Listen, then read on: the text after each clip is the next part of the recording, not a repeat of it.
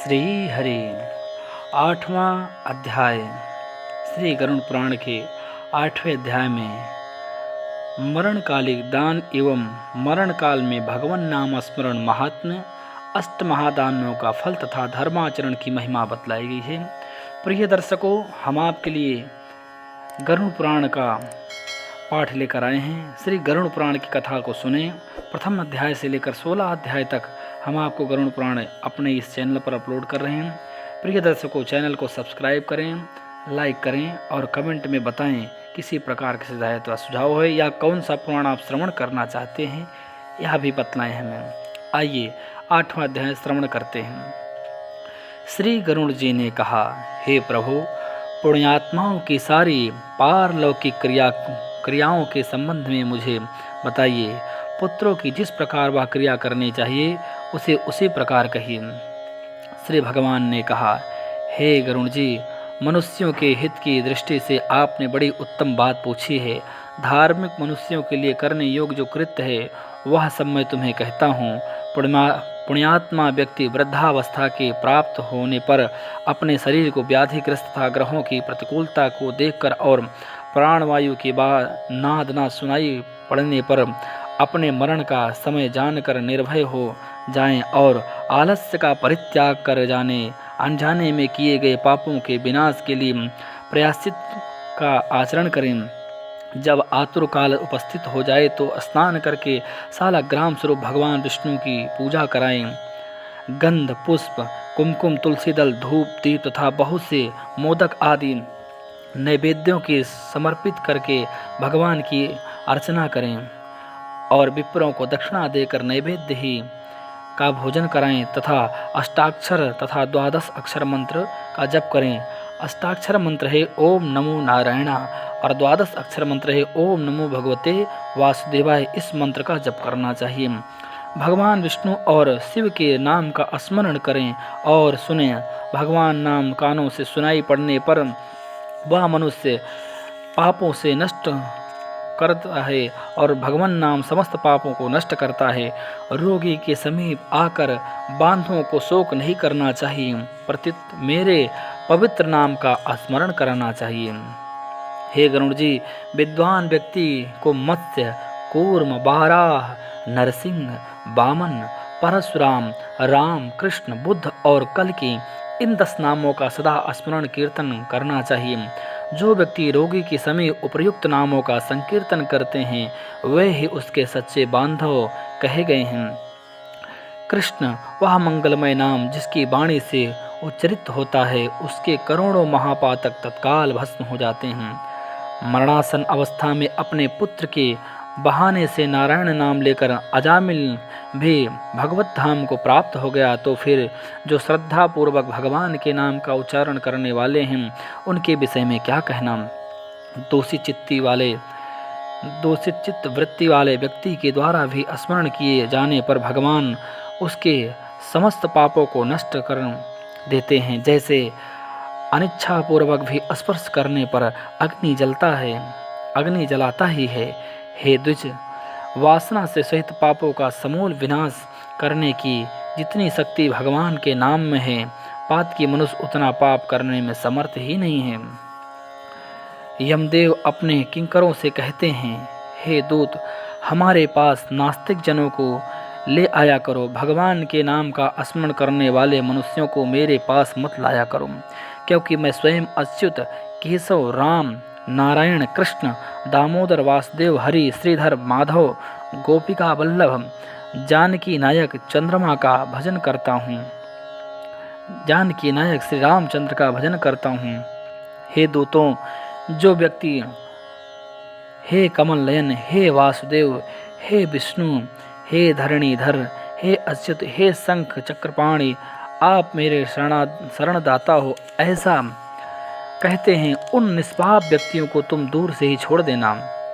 हे दूतों, जो निष्किंचन और रसज्ञ परमहंसों के द्वारा निरंतर आस्वादित भगवान मुकुंद के पदारविंद मकरंद रस से विमुख हैं, अर्थात भगवत भक्ति से विमुख हैं और नरक के मूल गृहस्थी के प्रपंच में तृष्णा से बद्ध हैं ऐसे असत्पुरुषों को मेरे पास लाया करो, जिनकी जिह्वा भगवान के गुण और नाम का कीर्तन नहीं करती, चित्त भगवान के चरणारविंद का स्मरण नहीं करता, सिर एक बार भी भगवान को प्रणाम नहीं करता, ऐसे विष्णु की आराधना उपासना आदि कृत्यों से रहित असत्पुरुषों को मेरे पास लाया आओ।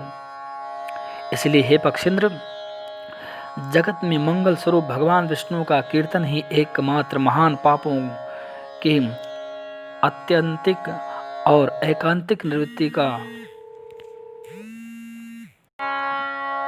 ऐसा जानो।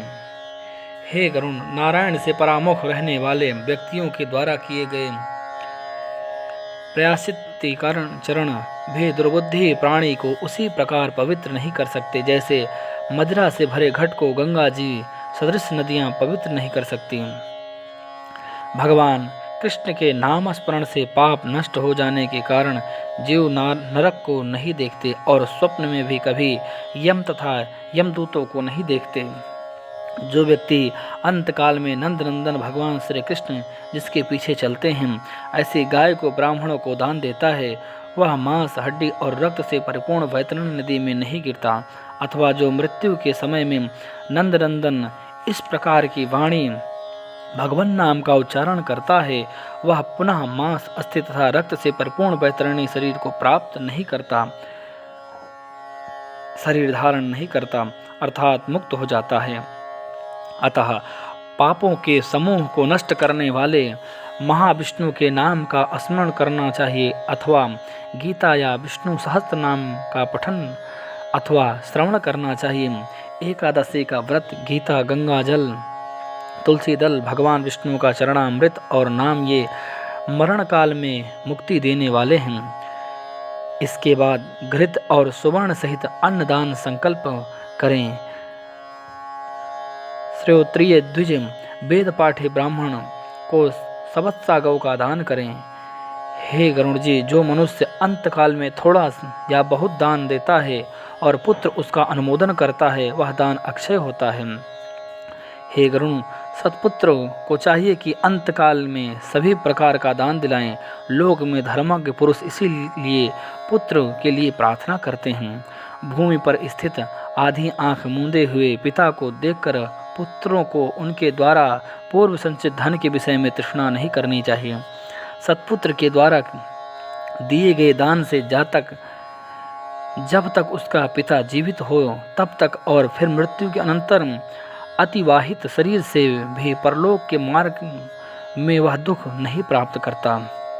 हे गरुण, आतुर काल और ग्रहण काल, इन दोनों कालों में दिए गए दान विशेष महत्व हैं, इसलिए तिल आदि अष्ट दान अवश्य करें। हे गरुण, तिल, लोहा, सोना, कपास, नमक, सप्तधान्य, भूमि और गौ, इनमें से एक एक दान भी पवित्र करने वाला है। यह अष्ट महादान महापातकों का नाश करने वाला है, अतः अंतकाल में इसे देना चाहिए। इन दानों को जो उत्तम फल है उसे सुनो। तीनों प्रकार के पवित्र तिल मेरे पसीने से उत्पन्न हुए हैं। असुर दानों और दैत्य तिल दान से तृप्त होते हैं। श्वेत कृष्ण तथा कपिल भूरे वर्ण के तिल का दान वाणी, मन और शरीर के द्वारा किए गए त्रिविध पापों को नष्ट कर देता है। हे गरुण, लोहे का दान भूमि में हाथ रखकर देना चाहिए। ऐसा करने से वह जीव यम सीमा को नहीं प्राप्त होता और यम मार्ग में नहीं जाता। पाप कर्म करने वाले व्यक्तियों का निग्रह करने के लिए यम के हाथ में कुल्हाड़ी, मूसल, दंड, तलवार तथा छुरी शस्त्र के रूप में रहते हैं। यमराज के आयुधों को संतुष्ट करने के लिए वह लोहे का दान कहा गया है। इसलिए यमलोक में सुख देने वाले लोह दान को करना चाहिए। उरण, श्याम सूत्र, संडामर्ग, उदुम्बर, शेषंबल नामक यम के महादूत लोह दान से सुख प्रदान करने वाले होते हैं। हे तार्क्ष, परम गोपनीय और दानों में उत्तम दान को सुनो, जिसके देने से भूलोक, पृथ्वी, भुवरलोक, अंतरिक्ष और स्वर्गलोक निवासी अर्थात मनुष्य, भूत, प्रेत तथा देवगण संतुष्ट होते हैं। ब्रह्मा आदि देवता, ऋषिगण तथा धर्मराज के सभासद स्वर्ण दान से संतुष्ट होकर वर प्रदान करने वाले होते हैं। इसलिए प्रेत के उद्धार के लिए स्वर्ण दान करना चाहिए। हे तात, स्वर्ण दान देने से जीव यमलोक नहीं जाता, उसे स्वर्ग की प्राप्ति होती है। बहुत काल तक वह जीव सत्यलोक में निवास करता है। तदनंतर इस लोक में रूपवान, धार्मिक, वाक्यपटु, श्रीमान और अतुल पराक्रमी राजा होता है। कपास का दान देने से यमदूतों से भय नहीं होता। लवण का दान देने से यम से भय नहीं होता। लोहा, नमक, कपास, तिल और स्वर्ण दान से यमपुर निवासी चित्रगुप्त आदि संतुष्ट होते हैं। सप्तधान्य प्रदान करने से धर्मराज और यमपुर के तीनों द्वारों पर रहने वाले अन्य द्वारपाल भी प्रसन्न होते हैं। धान, जौ, गेहूँ, मूंग, उड़द, काकुन या काकुनी और सातवां चना ये सप्तधान्य कहे गए हैं। जो व्यक्ति गोचर मात्र भूमि विधान पूर्वक सत्पुत्र को प्रदान करता है, सत्पात्र को देता है, वह ब्रह्म हत्या के पाप से मुक्त होकर पवित्र हो जाता है, ऐसा मुनीश्वरों ने कहा। हे गरुण, राज्य में किया हुआ अर्थात राज्य संचालन में राजा से होने वाला महापाप न व्रतों से, न तीर्थ से, वन में और न ही किसी अन्य दान से नष्ट होता है, अपितु वह केवल भूमि दान से ही विलीन होता है। जो व्यक्ति ब्राह्मण को धान्यपूर्ण पृथ्वी का दान करता है, वह देवताओं और असुरों से पूजित होकर इंद्रलोक में जाता है। हे गरुण, अन्य दानों का फल अत्यल्प होता है, किंतु पृथ्वी दान का पुण्य दिन प्रतिदिन बढ़ता जाता है। भूमि का स्वामी होकर भी जो ब्राह्मण को भूमि नहीं देता, वह जन्मांतर में किसी ग्राम के एक कुटिया तक भी नहीं प्राप्त करता और जन्म जन्मांतर अर्थात प्रत्येक जन्म में दरिद्र होता है। भूमि का स्वामी होने के अभिमान में जो भूमि का दान नहीं करता, वह जब तक नरक में निवास करता है तब तक वह नरक में निवास करता है, जब तक शेषनाग पृथ्वी को धारण करते हैं। इसलिए भूमि के स्वामी को भूमि दान करना चाहिए। अन्य व्यक्ति के लिए भूमि दान के लिए स्थान पर मैंने गोदान विधान किया है। इसके बाद अंत धेनु का दान करना चाहिए और रुद्र धेनु चाहिए। तदनंतर कृष्ण धेनु देकर मोक्ष धेनु का दान करना चाहिए। हे खग, विशेष विधान पूर्वक वैतरणी धेनु का दान करना चाहिए। दानों में दी गई गौएं मनुष्य की त्रिविध आधि भौतिक, आधि दैविक, आध्यात्मिक तापों तथा कायिक, वाचिक एवं मानसिक पापों से मुक्त कराती हैं। हे गरुण, बाल्यावस्था, कुमारावस्था, युवावस्था, वृद्धावस्था तथा दूसरे जन्म में, रात में, प्रातःकाल, मध्याह्न, अपराह्न और दोनों संध्या कालों में शरीर, मन और वाणी से जो जो पाप किए गए हैं, वे सभी पाप तपस्या और सदाचार से युक्त वेदविद ब्राह्मणों को उपस्कृत दान सामग्री सहित सवत्सा और दूध देने वाली कपिला गौ के एक बार दान देने से नष्ट हो जाते हैं। दान में दी गई वह गौ अंतकाल में गोदान करने वाले व्यक्ति का संचित पापों से उद्धार कर देती है। हे गरुण, स्वस्थ चित्त अवस्था में दी गई एक गौ आतुर अवस्था में दी गई 100 गौ के बराबर है। इसलिए व्यक्ति को चाहिए कि जब तक स्वस्थ हैं तब तक वह गौदान करते रहना चाहिए। हे गरुण, तीर्थ में सतपात्र को दी गई गाय 1.25 लाख गाय को बराबर है। सतपात्र में दिया गया दान 1,00,000 गुना होता है।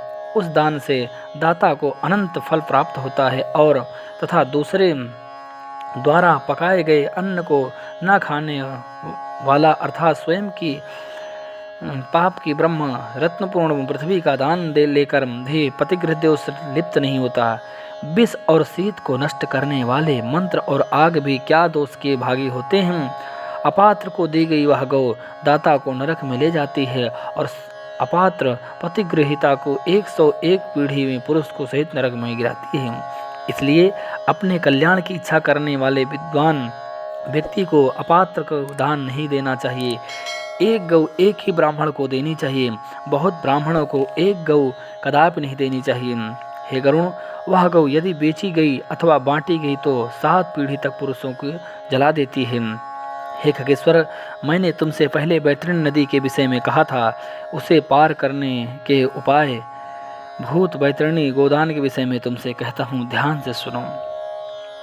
काले अथवा लाल रंग की गौ को सोने की सींग, चांदी के खुर और कांसे के पात्र की दोहनी के सहित 2 काले रंग के वस्त्रों से आच्छादित करें। उसके कंठ में घंटा बांधें। तब कपास के ऊपर वस्त्र सहित ताम्र पात्र को स्थापित करके वहां लोह दंड सहित सोने की यम मूर्ति भी स्थापित करें और कांसे के पात्र में घृत रखकर वह सब ताम्र पात्र के ऊपर रखें। एक की नाव बनाकर और रेशमी सूत्र से उसे बांधकर भूमि पर गड्ढा खोदें एवं उसमें जल भरकर वह एक की नाव उसमें डालें। इसके समीप सूर्य के देह से उत्पन्न हुई धेनु को खड़ी करके शास्त्रीय विधि विधान के अनुसार उसके दान का संकल्प करें। ब्राह्मणों को अलंकार और वस्त्र का दान दें तथा गंध पुष्प अक्षत आदि से विधान पूर्वक गौ की पूजा करें। गौ की पूंछ को पकड़कर एक की नाव पर पैर रखकर ब्राह्मण को आगे करके इस मंत्र को पढ़ें। हे जगन्नाथ, हे शरणागत वत्सल, भवसागर में डूबे हुए शोक संताप की लहरों दुख प्राप्त करते हुए जनों के आप ही रक्षक हैं। हे ब्राह्मण श्रेष्ठ विष्णु रूप भूमि देव, आप मेरा उद्धार कीजिए। मैंने दक्षिणा के सहित यह बैतरणी रूपी गौ आपको दिया है, आपको नमस्कार है। मैं महाभयावह यम मार्ग में 100 योजन विस्तार वाले उस बैतरणी नदी को पार करने की इच्छा से आपको इस बैतरणी गौ का दान करता हूँ। हे प्रभु, आपको मेरा नमस्कार है। हे बैतरणी धेनु, हे देवेश, यम द्वार के महामार्ग में बैतरणी नदी को पार करने के लिए आप मेरी प्रतीक्षा करना, आपको नमस्कार है। मेरे आगे भी गौएं हों और मेरे पीछे भी गौएं हों, मेरे हृदय में गौएं हों और मैं गौओं को मध्य में निवास करूं। जो लक्ष्मी सभी प्राणियों के प्रतिष्ठित हैं तथा जो देवताओं से प्रतिष्ठित हैं, वे ही धेनु रूपा लक्ष्मी देवी मेरी पाप को नष्ट करें। इस प्रकार मंत्रों से भली भांति प्रार्थना करके हाथ जोड़कर गौ और यम की प्रदक्षिणा करके सब कुछ ब्राह्मण को प्रदान करें। हे खग, इस विधान से जो बैतरणी धेनु का दान करता है वह धर्म मार्ग से धर्मराज की सभा में जाता है। शरीर के स्वस्थावस्था में ही बैतरणी विषयक व्रत का आचरण कर लेना चाहिए और बैतरणी पार करने की इच्छा से विद्वान को बैतरणी गौ का दान करना चाहिए। हे खग, बैतरणी गौ का दान करने से महामार्ग में वह नदी आती नहीं है। हे गरुण, इसलिए सर्वदा पुण्य काल में गोदान करना चाहिए। गंगा आदि सभी तीर्थों में ब्राह्मण के निवास स्थान में चंद्र और सूर्य ग्रहण के काल में, संक्रांति में, अमावस्या तिथि में, उत्तरायण और दक्षिणायन, कर्क और मकर संक्रांति में, विषु अर्थात मेष और तुला संक्रांति में, व्यतिपात योग में, युगादि तिथियों में तथा अन्याय पुण्य काल में उत्तम दान देना चाहिए। जब कभी भी श्रद्धा उत्पन्न हो जाए और जब भी दान के लिए सुपात्र प्राप्त हो जाए, वही समय दान के लिए पुण्यकाल है, क्योंकि संपत्ति अस्थिर है, शरीर नश्वर है, संपत्ति सदा रहने वाली है नहीं, और मृत्यु प्रतिक्षण निकट आती जा रही है। इसलिए धर्म का संचय करना चाहिए। अपनी धन संपत्ति के अनुसार किया गया दान अत्यंत फल वाला होता है। इसलिए अपने कल्याण की इच्छा करने वाले मनुष्य व्यक्ति को विद्वान ब्राह्मण को दान देना चाहिए। अपने हाथ से अपने कल्याण के लिए दिया गया अल्पचित्त वाला वह दान भी अक्षय होता है और उसका फल भी तत्काल प्राप्त होता है। दान रूपी पाथे को लेकर जीव परलोक के महामार्ग में सुखपूर्वक जाता है, अन्यथा दान रूपी पाथे रहित प्राणी को यम मार्ग में क्लेश प्राप्त होते हैं। पृथ्वी पर मनुष्य के द्वारा जो दान किए जाते हैं, यमलोक में मार्ग में सभी आगे उपस्थित हो जाते हैं। महान पुण्य के प्रभाव से मनुष्य जन्म प्राप्त होता है। उसी मनुष्य योनि को प्राप्त करके जो व्यक्ति धर्माचरण करता है वह परम गति को प्राप्त होता है। धर्म को न जानने के कारण व्यक्ति संसार में दुख पूर्वक जन्म लेता है और मरता है। केवल धर्म के सेवन से ही मनुष्य जीवन की सफलता है। धन, पुत्र, पत्नी आदि बांधव और शरीर भी सब कुछ अनित्य है, इसलिए धर्माचरण करना चाहिए। जब तक मनुष्य जीता है तभी तक बंधु बांधव और पिता आदि का संबंध रहता है। मरने के अनंतर क्षण मात्र में संपूर्ण स्नेह संबंध निवृत्त हो जाता है। जीवित अवस्था में अपना आत्मा ही अपना बंधु है, ऐसा बार बार विचार करना चाहिए। मरने के अनंतर कौन किसके उद्देश्य से दान देगा, ऐसा जानकर अपने हाथ से ही सब कुछ दान देना चाहिए, क्योंकि जीवन अनित्य है। बाद में अर्थात उसकी मृत्यु के पश्चात कोई भी उसके लिए दान नहीं देगा। मृत शरीर को काठ और ठेले के समान पृथ्वी पर छोड़कर बंधु बांधव विमुख होकर लौट जाते हैं। केवल धर्म ही उसका अनुगमन करता है। हे गरुण, धन संपत्ति घर में ही छूट जाती है, सभी बंधु बांधव शमशान में छूट जाते हैं, किंतु प्राणी के द्वारा किया हुआ शुभाशुभ कर्म परलोक तक उसके पीछे पीछे जाता है। शरीर आग से जल जाता है, किंतु किया हुआ कर्म साथ में रहता है। प्राणी जो कुछ पाप अथवा पुण्य करता है उसका वह सर्वत्र भोग प्राप्त करता है। इस दुखपूर्वक संसार सागर में कोई भी किसी का बंधु नहीं है। प्राणी अपने कर्म संबंध से संसार में आता है और फल को भोग से कर्म का क्षय होने पर पुनः चला जाता है, मृत्यु को प्राप्त होता है। हे गरुण, माता पिता पुत्र भाई बंधु और पत्नी आदि का परस्पर मिलन प्याऊ पर एकत्र हुए जंतुओं के समान अथवा नदी में बहने वाले काष्ठ समूह के समान नितांत चंचल अर्थात अस्थिर है। किसी के पुत्र, किसी के पौत्र, किसी की भार्या और किसी का धन संसार में कोई किसी का नहीं है, इसलिए अपने हाथ से स्वयं दान देना चाहिए। जब तक धन अपने अधीन है तब तक ब्राह्मण को दान कर दें, क्योंकि धन दूसरे के अधीन पराया हो जाने पर जो दान देने के लिए कहने का उत्साह साहस भी नहीं होगा। हे गरुण, पूर्व जन्म में किए हुए दान के फलस्वरूप यहाँ बहुत सारा धन प्राप्त होता है, इसलिए ऐसा जानकर धर्म के लिए धन देना चाहिए। धर्म से अर्थ की प्राप्ति होती है, धर्म से काम की प्राप्ति होती है और धर्म से ही मोक्ष की भी प्राप्ति होती है, इसलिए धर्माचरण करना चाहिए। धर्म श्रद्धा से धारण किया जाता है, बहुत से धनराशि नहीं, अकिंचन मुनिगण भी श्रद्धावान होकर स्वर्ग को प्राप्त होते हैं। जो मनुष्य पत्र पुष्प फल अथवा जल मुझे भक्ति भाव से समर्पित करता है, उस संयतात्मक के द्वारा भक्ति पूर्वक दिए गए पदार्थों को मैं प्राप्त करता हूँ। इसलिए विधि विधान पूर्वक अवश्य ही दान देना चाहिए, थोड़ा हो या अधिक उसकी कोई गणना नहीं करनी चाहिए। जो पुत्र पृथ्वी पर पड़े हुए आतुर पिता के द्वारा दान दिलाता है वह धर्मात्मा पुत्र देवताओं के लिए भी पूजनीय होता है। माता पिता के निमित्त जो धन पुत्र के द्वारा सत्पात्र को समर्पित किया जाता है उससे पुत्र पौत्र और पौत्र के प्रपौत्र साथ वह व्यक्ति स्वयं भी पवित्र हो जाता है। पिता के उद्देश्य से किए गए दान से 100 गुना, माता के उद्देश्य से किए गए दान से 1000 गुना, बहन के उद्देश्य से किए गए दान से 10,000 गुना और सहोदर भाई के निमित्त किए गए दान से अनंत गुना पुण्य फल प्राप्त होता है। हे गरुण, दान देने वाला उपद्रवग्रस्त नहीं होता, उसे नरक यातना नहीं प्राप्त होती और मृत्यु काल में उसे यमदूतों से भी कोई भय नहीं होता। हे खग, यदि कोई व्यक्ति लोभ से आतुर काल में दान नहीं देते वे कंजूस पापी मरने के अनंतर शोक मग्न होते हैं। आतुर काल में आतुर के उद्देश्य से जो पुत्र पौत्र सहोदर भाई सगोत्री और सुहृदजन दान नहीं देते वे ब्रह्म हत्यारे हैं, इसमें संशय नहीं है। इस प्रकार गरुड़ पुराण के अंतर्गत शारदोद्धार में आतुरकाल दान निरूपण नामक 8वां अध्याय विश्राम हुआ। श्री हरि श्री हरि श्री हरि। चैनल को सब्सक्राइब और लाइक